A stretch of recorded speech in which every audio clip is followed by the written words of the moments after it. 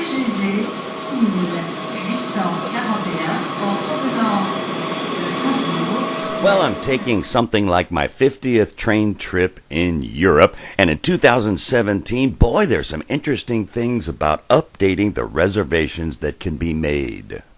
As you can see by my tentative itinerary here, Northern Europe generally has reservation-free trains, with the exception, for example, of the expensive Thalys, which we're going to see how to avoid, and Southern Europe generally has reservations on almost all major trains. Before going any further, you can, just as I have, place on your iPhone a whole bunch of travel apps, airlines, trains. Here's the Amtrak one for those traveling in the United States. The killer app has to be the Eurail Rail Planner. You download it, free.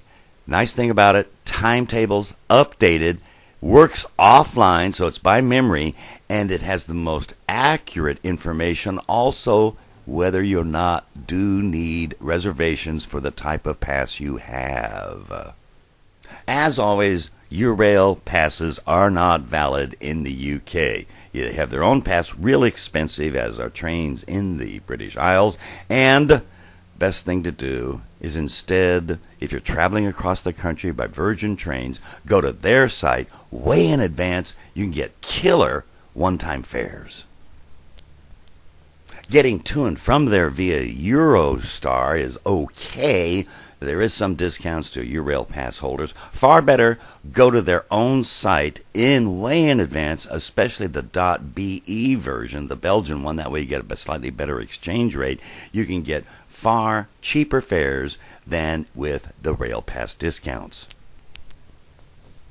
On the continent, a special mention should be made about the Italo trains. Passes aren't valid in Italy. You want the Trenitalia trains.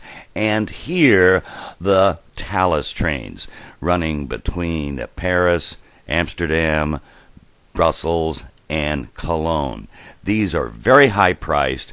I try to avoid them always. One of the best tips between Brussels and Cologne especially, take the German ICE, no reservation charge.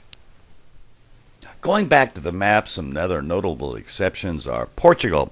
All reservations have to be made within the country. You can't do them internationally. And you can just mount the train, pay the $5 supplement for your pass. That's on the inner city and the even higher speed alpha trains. The other exception, Italy. Italy, peculiarly, you cannot make the train reservations on the Rail Europe site. But what's interesting is in Italy, you can make reservations for your pass online and or in the station, unique to Italy. Here's the catch.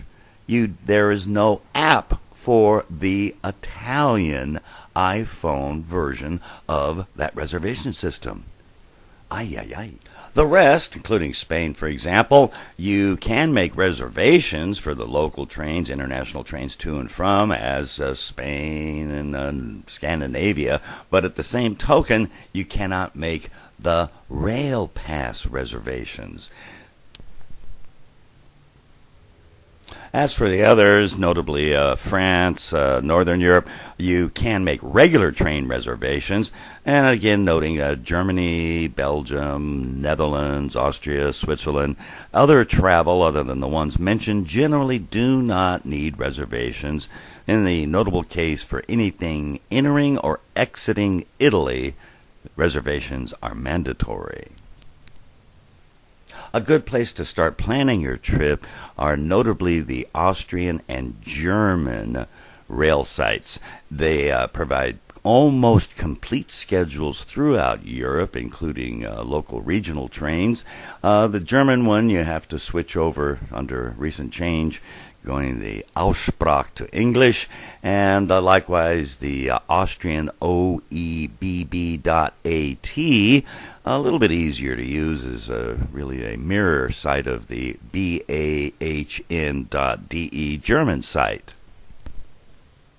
What's new, and frankly almost exciting, is that the Rail Europe site, not only as it did before provide train reservations, which is, as I mentioned, is well, you could probably just do as we did previously, but now can provide rail pass reservations at a charge that's about, with the currency conversion, about 10% more, and for an $18 fee, which, if you do a whole slew of them, amounts to saving you maybe $1 or $2 from waiting in line, where? In the countries which require reservations, which have the longest lines.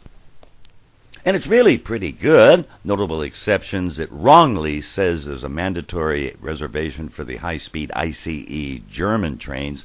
Those are always free to any pass holder. And again, it omits the domestic Italian service. You go to the Italian site for that, and that comes out to be an e-ticket, which we'll show you later. And again, in Portugal, they say just get on the train. You'll pay a €5 extra reservation charge. More interesting, they did not show international Spanish-French service. Must have tried for 2 weeks. I finally figured out a way around that.